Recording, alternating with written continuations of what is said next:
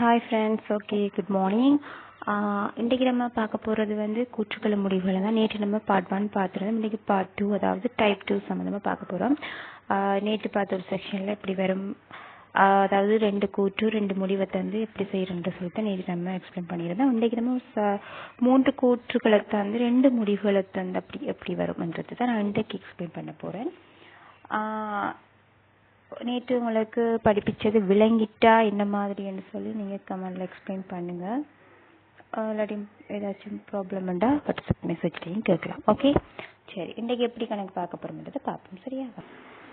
சரி, இப்போ பாருங்க, இந்த வித வாசிக்கிறேன்னு கேளுங்க. பின்வரும் ஒவ்வொரு வினாவின் கீழேயும் ABC என்றவாறான 3 கூற்றுக்களும் அந்த கூற்றுக்களை மட்டும் அடிப்படையாக கொண்டு வரக்கூடியது என எதிர்பார்க்கும் 1, 2 என்றவாறான இரு முடிவுகளும் தரப்பட்டுள்ளன.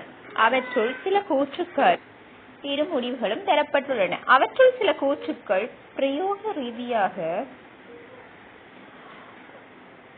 பொய்யாக தோன்றினாலும் இங்கு அவற்றை உண்மை என கருத வேண்டும். நான் ஏற்கனவே போனங்களை சொன்ன மாதிரி தான். சரி, அதாவது இப்ப நீங்க ஒரு விஷயத்த பொய்யாத்தான் இருக்குன்னு சொன்னா நம்ம பொய்யன்னையோ கூட அது உண்மைன்னு சொல்லித்தான் நம்ம பார்க்கணும். Okay, right. இப்ப அடுத்து என்ன சொல்லிருக்காங்க, தரப்பட்ட 3 கூற்றுக்களை மட்டும் அடிப்படையாக கொண்டு நிச்சயமான முடிவு வர முடியுமெனில் இலக்கம் 1ஐயும், முடிவு 1ற்கு மட்டும் நிச்சயமான முடிவு வர முடியுமெனில் இலக்கம் 2ஐயும், முடிவு 2ற்கு மட்டும் நிச்சயமான முடிவு வர முடியுமெனில் இலக்கம் 3ஐயும், 1 அல்லது 2 போன்ற எந்த ஒரு முடிவுக்கும் வர முடியாது எனின் இலக்கம் 4ஐயும் புள்ளிக்கோட்டின் மீது எழுதுகன்னு சொல்லியிருக்காங்க. சரியா? போன இதுல பார்த்த மாதிரி தான் இதுவும். ஆனா இது கொஞ்சம் டிஃப்ரெண்ட். என்ன டிஃப்ரெண்ட்? இதுல ஏபிசின்றது 3 கூற்று தந்திருக்காங்க. இந்த 3 கூற்றுக்கு வந்து 2 முடிவு தந்திருப்பாங்க. இந்த 3 கூற்றையும் வச்சு அந்த 2 முடிவுக்கு நீங்க வரணும். சரியா? மற்றது இதுல நான் உங்களுக்கு சில பாயிண்ட்ஸ் ஒரு சொல்லணும். தெளிவான ஒரு தொடர்பு உங்களுக்கு காணல் என்று சொன்னா நிச்சயமான ஒரு முடிவுக்கு வர முடியாது. அப்ப நீங்க அதுக்கு வந்து 4வது நம்பர் போட்டாலே ஓகே. அதே மாதிரி ஒரு கூற்றுக்கு பல வெண்பரிப்படத்தானே பார்த்தோம். பல வெண்பரிப்படங்கள் வருது என்று சொன்னா அதுவும் நிச்சயமான கூற்றுக்கு வர முடியாது. சரியா? விளங்கு சனியாது. ரைட். இப்ப முதலாவது கேள்வி என்ன சொல்லியிருக்காங்க, சில பேனாக்களின் விலை கூடியது, சில பேனாக்கள் விலை கூடியது ஆகும். விலை கூடிய சகலதும் உள்ளூர் உற்பத்திகள் ஆகும். அடுத்தது எல்லா பென்சில்களும் விலை கூடியவை ஆகும். சரியா? அப்ப இதுல இப்ப பாப்போம், முடிவு உள்ளூர் உற்பத்திகளான பேனாக்கள் உள்ளன, உள்ளூர் உற்பத்திகள் அல்லாத பென்சில்கள் இல்லை என்று சொல்லி குறிப்பிட்டிருக்கோம். சரி, ஓகே.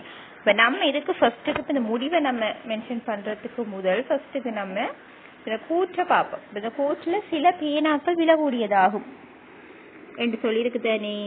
அதாவது சில பேனாக்கள், அப்ப சில பேனாக்கள் விலை கூடியவை. இப்ப ஒரு வட்டத்தை போடுவோம். சரியா?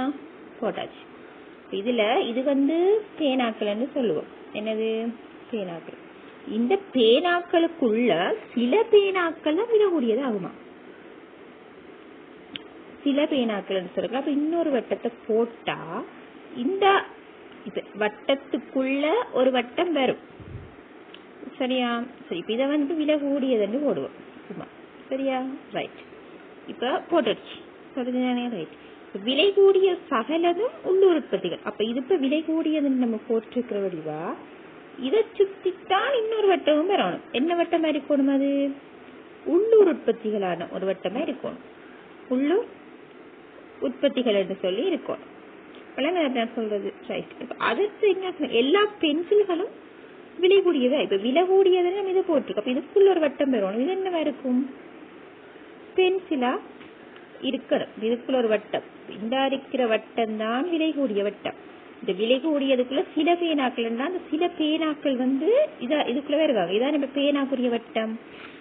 நம்ம கருப்பால காட்டுறோம் பாருங்க. இந்த பேனாக்குரிய வட்டம் இந்த இருக்கிற இந்த கருப்பால பேனா காட்டுறோம். அது அப்ப பேனாக்குரிய வட்டம் அதன்னு சொன்னா இப்ப நான் அந்த பச்சையால இந்த காட்டுறேன் பாருங்க. இது வந்து சில விலை கூடிய பேனாக்கள்ன்றதுக்குள்ள அடங்கும். சரியா? விஞ்சால ஒரு வட்டம் எடுப்பு, இந்த டார்க் கிரீனால காட்டுறேன் பாருங்க. இந்த வட்டம் எடுத்துக்கணும் தானே. இந்த வட்டம் வந்து விலை கூடியது. இப்ப அது இது வந்து விலை கூடியது, இது வந்து பேனாக்கள். அப்ப சில பேனாக்கள் விலை கூடியதுன்னு சொல்லல. இந்த நடுவுல வாரு, இந்த பச்சைக்குள்ள இந்த நடுவுல வாரு இப்ப நான் காட்டுறேன். அதுக்குள்ளதான் அவங்க வருவாங்க. அப்ப பென்சில்கள் எல்லாம் விலை கூடியதுன்னு ஒரு கூற்று இருக்கு. அப்ப பென்சில்கள் எல்லாம் சொன்னா அந்த விலை கூடிய இந்த கிரீன் வட்டத்துக்குள்ள இப்ப அந்த கருப்பால ஒரு அப்ப விலை கூடிய அவ்வளவு வர எல்லாமே விலை கூடியதா தான் இருக்கும். அப்ப அந்த பென்சில் அதுக்குள்ள வரும். விளங்குதானே? ரைட். அடுத்தது உள்ளூர் உற்பத்தி. விலை கூடியது எல்லாம் உள்ளூர் உற்பத்தி சொல்லக்குள்ள அந்த விலை கூடியதுக்குள்ளதான் ஒரு வட்டம் வரும். சரியா? விளங்குதா? அதாவது பொறுங்க, அதாவது இப்ப பாருங்க, இப்ப உங்களுக்கு காட்டுறேன். சரியா? இப்ப உங்களுக்கு இன்னொரு கவிளங்கப்படுத்துறேன் பாருங்க. இப்ப இது ஒரு வட்டம் போடுறோம். இது பேனாக்கள். சரியா? விளங்குதானே? ரைட். இப்ப பேனாக்கள் ஒரு வட்டம் போட்டோம். விலை கூடியது என்று சொல்லி ஒரு வட்டம் போடணும். அப்ப அதை இதுக்குள்ள இப்படித்தான் வரும். சரியா? அப்ப அதை விலை கூடியது என்று சொல்லி போடுறோம். போட்டுட்டு இப்ப இந்த டார்க் கிரீன் அழகாற்று பாருங்க. இது சில பேனாக்கள் இப்படி ஒரு தொடைக்கு வராது. நான் உங்களுக்கு எக்ஸ்பிளைன் பண்ணணும்ன்றதுக்காக சொல்லித்தாரேன். சரியா? சில பேனாக்கள் என்று சொல்லி போடுறேன். சரிதானே? ரைட். இப்ப அடுத்தது என்ன சொல்லியிருக்காங்க? எல்லா பென்சில்களும் விலை கூடியவை ஆகும். அப்ப இது இந்த ஆரஞ்சு கலர்ல நான் காட்டியிருக்கிற இந்த இது பேனாக்கள். இது விளங்குதானே? பேனாக்கள். இது விலை கூடியது. அடுத்தது விலை கூடிய அனைத்தும் உள்ளூர் உற்பத்திகள் ஒரு பாயிண்ட்ஸ் இருக்கு இல்லையா? இருக்குதானே? அந்த உள்ளூர் உற்பத்தி என்றது இந்த விலை கூடியதுக்கும் இப்படி ஒரு வட்டமா வரும். ஆனா இப்படி ஒரு தொடை நம்ம இதுல இருக்கா? இல்ல. நான் உங்களுக்கு கீறி காட்டுறேன். இருக்கா? இது என்னன்னு வரும்? உள்ளூர் உற்பத்தி என்று வரும். சரியா? அப்ப இந்த ப்ளூவால நான் காட்டியிருக்கிறது உள்ளூர் உற்பத்தி. அதாவது விலை கூடிய எல்லாமே உள்ளூர் உற்பத்தி சொல்றாங்க. அப்ப அந்த விலை கூடிய சுத்தி ஒரு வட்டம் உள்ளூர் உற்பத்தியா வரும். சரியா? ரைட். விலை கூடியது இப்ப இந்த ஆரஞ்சுல நாங்க காட்டியிருக்கோம். பேனாக்கள் இந்த ஆரஞ்சுல காட்டியிருக்கேன். டார்க் கிரீனா காட்டியிருக்கிறது சில பேனாக்கள் விலை கூடியது. அப்ப இந்த டார்க் கிரீன்ல வர்றது சில பேனாக்கள். இது உலகம் என்ன வரும்? இந்த பேனாக்களுக்கு சில பேனாக்கள் இந்த விலை கூடியதுக்குள்ள வராங்க. விளங்குதானே? ரைட். இப்ப பென்சில்கள் எல்லாம் விலை கூடியதுன்னு சொல்றாங்க. அப்ப இந்த பென்சில் எல்லாம் விலை கூடியதுன்னு சொன்னா இப்ப இந்த பர்பிள் கலர் வட்டம் போற பாருங்க. இதுதான் பென்சில் என்று வச்சுக்கொள்வோம். இதெல்லாம் எழுதுறோம் பாருங்களா. இது என்னது? பென்சில் வச்சுக்கொள்வோம். இந்த பென்சில் எதுக்குள்ள வருது? விலை கூடியதுக்குள்ள மட்டும் வருது. சரிதானே? இப்ப இந்த படம் விளங்கிட்டா? ஆனால் இதுல இப்ப நல்லா பாருங்க, முடிவில் என்ன சொல்லியிருக்காங்க? உள்ளூர் உற்பத்திகளான பேனாக்கள் உள்ளன. அதாவது முடிவு சொல்லியிருக்காங்க உள்ளூர் உற்பத்தியான பேனாக்களும் உள்ளன என்று சொல்லியிருக்காங்க. சரியா? ரைட். அதாவது உள்ளூர் உற்பத்திக்குள்ளையும் பேனாக்கள் இருக்கு என்று சொல்லியிருக்காங்க. இருக்குத்தானே? இப்ப உள்ளூர் உற்பத்திக்குள்ளதான் இந்த விலை கூடிய சில பேனாக்கள் வந்திருக்கு. சரி, இந்த உள்ளூர் உற்பத்தியில இந்த ப்ளூ வட்டத்துக்குள்ளதான் இங்க இருக்கு. இந்த ஒரு சைட் வட்டம் வந்திருக்கு. இந்த கிரீன் வட்டத்துல ஒரு கொஞ்சம் வந்திருக்கு தானே. அப்ப இதுக்கு அடுத்தது உள்ளூர் உற்பத்திகள் அல்லாத பென்சில்கள் இல்லை. என்ன சொல்லிருக்காங்க? உள்ளூர் உற்பத்திகள் அல்லாத பென்சில்கள் இல்லை என்ற ஒரு பாயிண்ட் சொல்லிருக்காங்க. ஆனா இதை வாசிச்சு பார்க்கக்குள்ள உங்களுக்கு விளங்கும் ரெண்டு பாயிண்ட்ஸுமே ஓகே.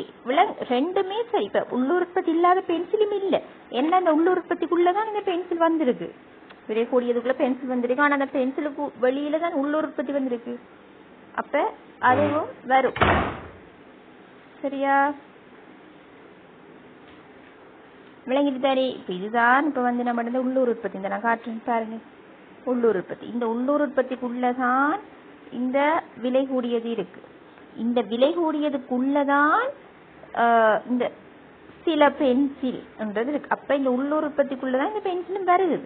அப்ப எல்லா உள்ளூர் உற்பத்திகள் அல்லாத பென்சில்கள் இல்லை என்று அவங்க சொல்லி இருக்கிற இந்த பாயிண்ட்ஸ் சரி. அதே மாதிரி உள்ளூர் உற்பத்திகளான பேனாக்கள் இருக்குன்னு சொல்லி அவங்க சொல்லி இருக்கிற பாயிண்ட்ஸும் சரி. விளங்கிட்டா? நான் போட்ட படம் விளங்கிட்டா உங்களுக்கு? சரிதானே? இப்ப இந்த இருக்கிற முடிவு ஒன்றும் சரி, முடிவு ரெண்டும் சரி. அப்ப முடிவு ஒன்றும் சரி, முடிவு ரெண்டும் சரி என்று சொன்னா என்ன சொல்லிருக்காங்க மேல? முடிவு நிச்சயமான முடிவு ஒன்று ரெண்டிற்கும் மட்டும் பெற முடியும் என விளக்கம் ஒன்றே. இப்ப முடிவு இந்த ரெண்டுக்கும் பெற முடியும். நம்ம விட என்ன வரணும்? நம்ம போடணும் ஒன்று என்று விடைய போறோம். அப்ப இந்த கேள்விக்குரிய விட ஒன்று. விளங்கிட்டா? அப்ப நான் சொன்னது நான் உங்களுக்கு புள்ளிக்கோடு போட்டு காட்டுல நீங்க அங்க தரக்குள்ள புள்ளிக்கோட்டு எழுதணும். சரியா? விளங்கிட்டு தானே படம்? ஆனா இவங்க சரி ஓகே, உங்களுக்கு இதோட விடுவோம். சரியா? ஓகே தானே? ரைட். இப்ப அடுத்த இதை பாருங்க. இதுல இப்ப எல்லா முயல்களும் அழகானவை ஆகும், கோழிகள் அழகானவை அல்ல. சீல சொல்லியிருக்காங்க சில நரிகள் கோழிகள் ஆகுமா. சரியா? அப்ப இதுல இன்னொரு சரி, இதுல இன்னொரு விஷயம் என்னன்னு சொன்னா, இப்ப அழகான நரிகளும் உள்ளன, சில முயல்கள் ஆகும் என்று சொல்லிருக்காங்க. இப்ப அதாவது ஏல என்ன சொல்லிருக்காங்க, எல்லா முயல்களும் அழகானவையாகும், பி வந்து கோழிகள் அழகானவை அல்ல, சி வந்து சில நரிகள் கோழிகள் ஆகும் சொல்லியிருக்காங்க. இப்ப நம்ம கூற்ற பார்ப்போம், முடிவை நம்ம பிறகு பார்ப்போம். ஃபர்ஸ்ட்டுக்கு நம்ம இதைத்தான் இப்ப வச்சுதான் இப்ப படத்தை பார்க்கணும். சரி, இப்ப எல்லா முயல்களும் அழகானவை ஆகும். அப்ப இப்படி ஒரு வட்டம் வரும். இது வந்து இப்ப நம்ம அழகண்டு எடுப்போம். சரியா, அழகண்டு எடுத்து அழகுக்குள்ள வார முயல் வந்து முயல். அப்ப எல்லா முயல்களும் அழகானவை இப்படி ஒரு வட்டத்துக்குள்ள வரும். முளையிட்டா ரைட். பேர் என்ன சொல்லிருக்காங்க, கோழிகள் அழகானவை இல்லையா? கோழி எங்க வரும்? இதுக்குள்ள வருமா? வராது. அப்ப கோழிய சும்மா வெளியில ஓடுவோம். கோழிய எப்படி சும்மா வெளியில ஓடுவோம்? சரியா, கோழி எப்படி சும்மா வெளியில ஓடுவோமா? இது வந்து கோழி. கோழி அழகானவை இல்லை தானே, இதுக்குள்ள வராது. அடுத்தது சில நரிகள் கோழிகள் ஆகும். இப்படி ஒரு வட்டம் வரும். விளங்கிட்டா? இப்படி ஒரு வட்டம் வரும். இந்த வார வட்டம் யாரு? நரி. அப்ப இந்த இதுதான் வந்து என்ன வரும்? சில நரிகள் கோழி. இந்த கோழிக்குள்ள வரதான் சில நரி கோழி தான். இது சில நரி கோழிதான் இந்த நடுவட்டமா இருக்கும். சரியா, இப்படித்தான் எனக்குரிய படம் வரும். ஆனால் இப்படி ஒரு படம் வந்து இப்ப அழகான நரிகளும் உள்ளன என்று சொல்லியிருக்காங்க. இப்ப அழகான நரி என்றது வேறுமா? அழகான நரி என்றது வேறுமா? வராது. சில நரிகள் முயல்களாகும். இப்ப இந்த முயலுக்கும் இந்த அழகன்ற இந்த தொடைக்கும் இந்த இருக்கிற இந்த ரெண்டு படத்துக்கும் எந்த ஒரு சம்பந்தமுமே கிடையாது. சம்பந்தமும் கிடையாது. விலங்கு இது டக்குன்னு வாசிச்சோன்னே நமக்கு விலங்கும் தானே. இப்ப பார்த்தோன்னே உங்களுக்கு டக்குன்னு ஒரு கிளிக் ஆகுங்க. இது டக்குன்னு படத்தை போட்டு பாத்தீங்கன்னா இதுக்கு எந்த ஒரு சம்பந்தமும் கிடையாது. அப்ப இதுல வந்து முதலாவது முடிவும் இல்லை, இரண்டாவது முடிவும் வராது, நிச்சயமற்றது. அப்ப ரெண்டுமே நிச்சயமற்ற முடிவு என்று சொன்னா அதுக்குரிய ஆன்சர் என்னவா இருக்கும்? நாலாவது விட தான். முதலாவது முடிவும் இரண்டாவது முடிவு நிச்சயம் இல்லைன்னு சொன்னா அது கூட விட நாலாவதா இருக்கும். சரியா, விளங்கிட்டுட்டாரே ரைட். இப்ப இன்னைக்கு இப்ப நான் இதுல உங்களுக்கு 2 செக்ஷன் தான் விளங்கப்படுதுங்க. இதுல இப்படி 3 தனியமா நிறைய கேட்டு வாரல்ல, பட் மேக்சிமம் வந்தாலும் வந்ததுக்காக ஒரு எக்ஸ்பிளனேஷன் அப்படிலாம் வந்திருக்கு. சம்டைம் இனியும் வரலாம். அதாவது எல்லாம் தெரிஞ்சிருக்கோடுன்றதுக்காக தான் நான் உங்களுக்கு சொல்றேன். இது செய்யற போனா சிம்பிள், பட் உங்களுக்கு நான் எக்ஸ்பிளைன் பண்ணி சொல்றேன். உங்களுக்கு விளங்கணும் தானே, அதுக்காகத்தான் நான் இவ்வளவு சொல்லக்குள்ள கொஞ்சம் டைம் எடுக்கும் தான். நீங்களும் அண்டர்ஸ்டாண்டிங் பண்ணி கொள்ளணும். சரிதானே, உங்களுக்கு எல்லாம் விளங்குது தானே? ஓகே.